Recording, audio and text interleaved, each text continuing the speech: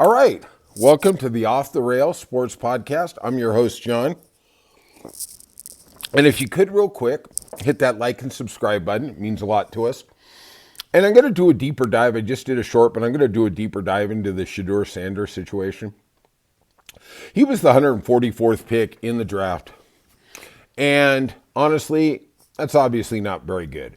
My grocery store clerk was actually picked 142nd, so I'm just saying.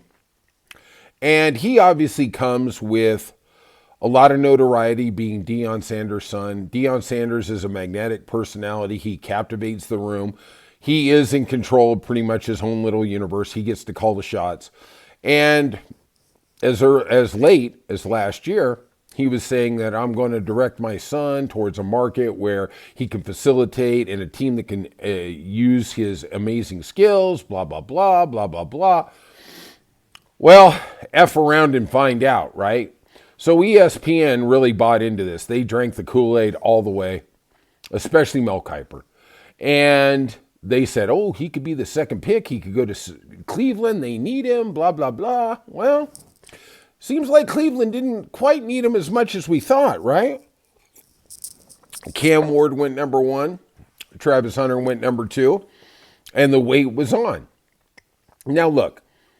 I didn't have a clue where he was going to go. I thought he was going to be a first round because everybody said he was going to go in the first round. But there was a lot of rumors out there about him tanking his pre-draft process. And honestly, I didn't put a lot of stock in that. And mostly it is because, look, it's like high school. You don't got to marry all the girls. You just got to find one. That's it, right? And I figured, well, okay. He's trying to direct where he's going to go, and he's doing interviews or not giving interviews, what I heard to some of the lower teams in the first round. And so he was trying to direct himself to go to New York or wherever he thought, Vegas, wherever he thought he was going to fit in as an athlete. And then, you know what, that's his right. But somehow the ego got just a little too big. Think Hindenburg / Goodyear blimp, right? And the teams moved away from him. Now, he was the 144th pick. There was 143 picks before him. Cleveland took Dylan Gabriel of Oregon 2 rounds before they took this guy. Okay? So don't tell me Mel Kiper and the other Yates guy, I don't even know who this cat is, that the NFL doesn't know what they're doing. They make mistakes on the quarterback. Yes. They do make mistakes on the quarterback. It is a very difficult position to understand, to draft, to scout. Look, Tom Brady, look where he went. Okay, that worked out. But a lot of times, you got Peyton Manning too, right? C.J. Stroud, second pick in the draft, right? Jaden Daniels. Look at all the quarterbacks last year. They seem to have figured it out. Well, Mel is jumping up and down like he's Rumpelstiltskin. Oh, these players, they don't know. Let's talk about some of Mel's past quarterback picks. Seems like in 2014, he said Johnny Manziel should have been the number 1 pick in the draft.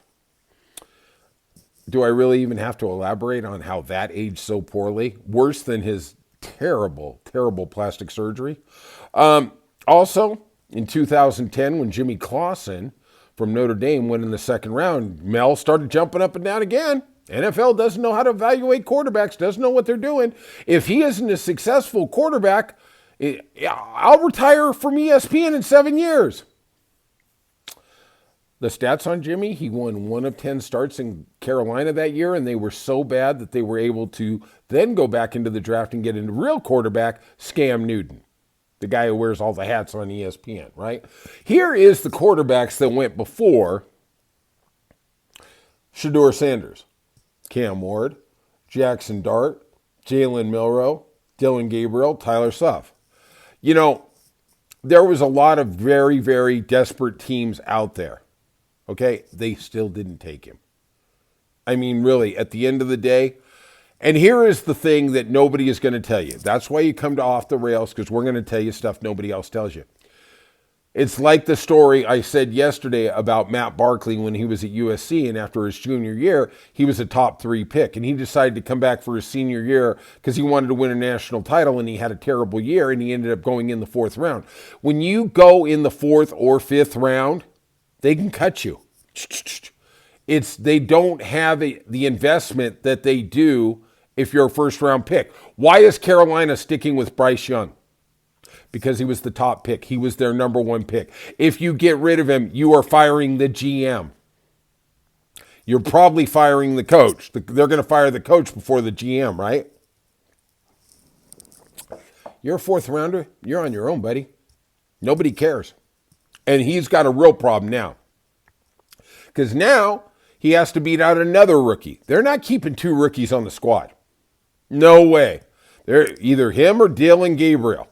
And I'll tell you this, Dillon Gabriel, that guy's a winner.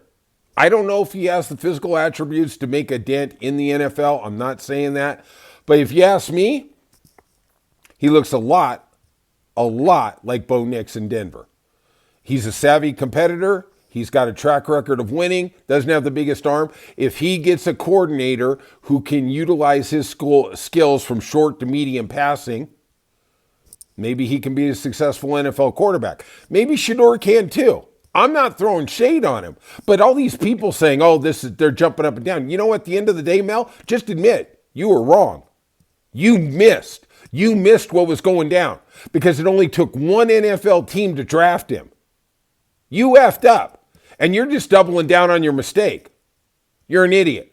Oh, by the way, when you say, hey, the NFL doesn't know how to, draft quarterbacks or evaluate quarterbacks, I never saw you talking about Colin Kaepernick. Okay, maybe there's a conspiracy, maybe there isn't. I don't know. But at the end of the day, these teams want to win. They're going to draft somebody who's going to help them win, whether it's Colin Kaepernick or Shedeur Sanders. And they turned their back on Shedeur. Mel, you're old. You don't know what you're doing. Get out of the business. It's way past that 7-year I'm going to retire Jimmy Clausen thing. That's all I got to say. Hit like and subscribe for more content.